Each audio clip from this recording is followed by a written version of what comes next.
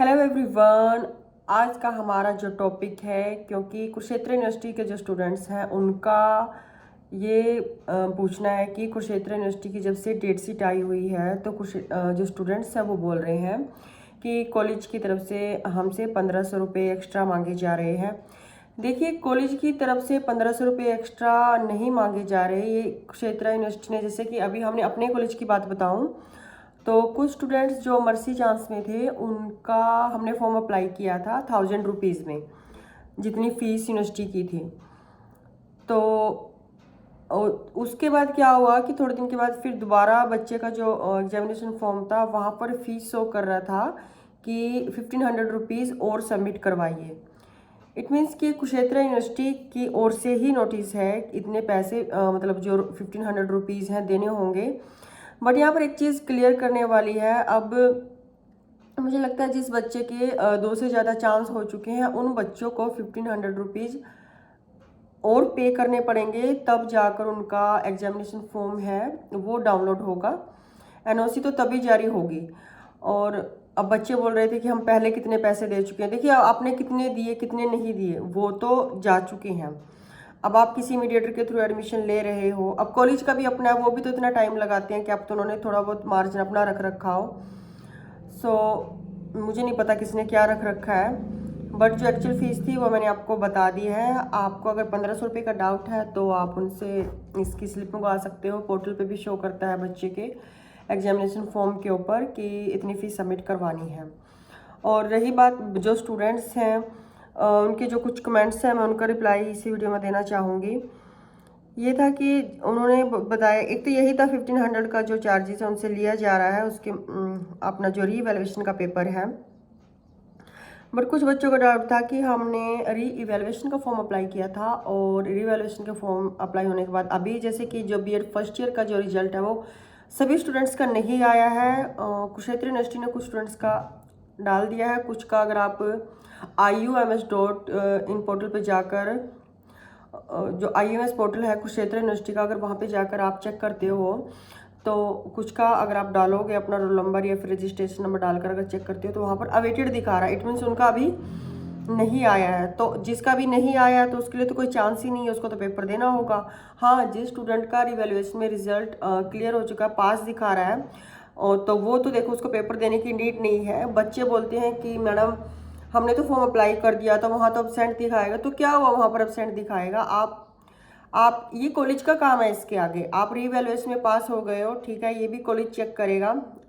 वहाँ से कॉलेज आपकी जो मार्कशीट है वो बन के आएगी, जो आपकी पहले वाली मार्कशीट है, इसमें आपके नंबर ऐड होकर आपकी मार्कशीट बन के आएगी। इसलिए बच्चों को यूनिवर्सिटी जाने की ज़रूरत नहीं है, ये सारी प्रोसेस कॉलेज ही कंप्लीट करता है। आप अपने कॉलेज से कॉन्टेक्ट कीजिए। और दूसरी बात यह है कि जिस बच्चे ने अभी रीपीयर का जो फॉर्म जो नहीं देना चाह रहे हैं, जो out of the state Haryana से मतलब बाहर के जो बच्चे हैं, उनका मेन तो ये था कि कुछ बच्चों ने तो फॉर्म अप्लाई ही नहीं करवाया। आपने फॉर्म अप्लाई करवाया है, आपने फॉर्म अप्लाई नहीं करवाया है, बट आपका ये चांस काउंट होगा, ठीक है। जिसने फर्स्ट, मान लो जिसने फर्स्ट अटैम्प्ट दिया है, बीए फर्स्ट ईयर में बैठा है, बीएड सेकंड ईयर में बैठा, और वो एक फर्स्ट अटैम्प्ट वो हो गया, वहाँ पर री आई हुई है, अब उसका ये सेकंड अटैम्प्ट था, आपने फॉर्म भी अप्लाई नहीं करवाया, ठीक है। कुछ बच्चे बोलते हैं कि हमने तो फॉर्म अप्लाई नहीं करवाया तो हमारा अटैम्प्ट कैसे काउंट हो गया? जी देखिए, आपका अटैम्प्ट ऑटोमेटिकली कुरुक्षेत्र यूनिवर्सिटी की तरफ से काउंट हो रहा है। अब किसी ने फर्स्ट में री थी, अब उसका सेकंड चांस है, आप यहाँ पेपर नहीं दे रहे हो, फिर इसके बाद आपको थर्ड चांस मिलेगा जुलाई में या अगस्त में। फर्स्ट ईयर का तो ऑलमोस्ट अगस्त में चले जाते हैं एग्ज़ाम, और जो सेकेंड ईयर वाले हैं उनका जून में पेपर हो जाता है। मेरी अगर मैं अपनी पर्सनल कंसर्न के मुताबिक बच्चों को बताऊं तो आप लोग बेशक आप हरियाणा से बाहर के स्टूडेंट हो, मतलब बाहर से आपको आने जाने की, देखो वो तो अफोर्ड करना पड़ेगा, दिक्कत तो होगी, इतनी दूर से आना जाना करना पड़ेगा, बट अगर आप आ सकते हैं, अफोर्ड कर सकते हैं तो डेफिनेटली पेपर दीजिए। अगर आपने एग्जामिनेशन फॉर्म अप्लाई करवाया है, नहीं अप्लाई करवाया तो जून में देना है, बट वो आपका थर्ड अटैम्प्ट होगा। 3 अटैम्प्ट यूनिवर्सिटी की तरफ से मिलते हैं बीएड में। अगर उसके बाद आप अपना पेपर क्लियर नहीं कर पाते हो तो उसके बाद आपको रीपीयर का मर्सी चांस मिलता है, और मर्सी चांस की फीस 20 से 22 हज़ार रुपये है। और ये 20 से 22 हज़ार के अलावा एग्जामिनेशन फ़ीस अलग है, वो कम से कम ज़्यादा से ज़्यादा 2500 के करीब है, पहले 1000 के करीब थी।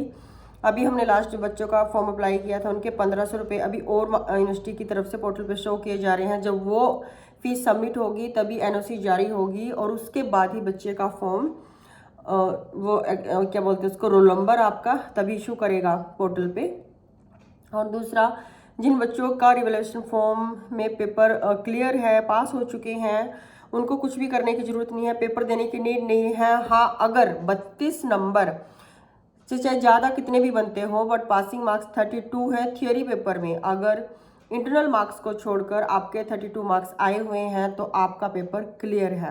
और अगर आपके इंटरनल के और थियोरी के रिवैल्यूएशन के रिजल्ट के बाद भी मिलाकर मान लो 38 37 कुछ भी बन रहे हैं तो फिर आपका पेपर क्लियर नहीं है।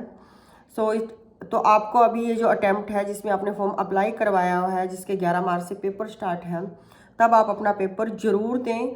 और पेपर के लिए एक ही एडवाइस बार बार बच्चे जो पूछते हैं, आप PYQ देखिए, 4 से 5 साल के पेपर देखिए, ये देखिए कि क्वेश्चन का पैटर्न क्या है, किस तरीके से क्वेश्चन पूछा जा रहा है।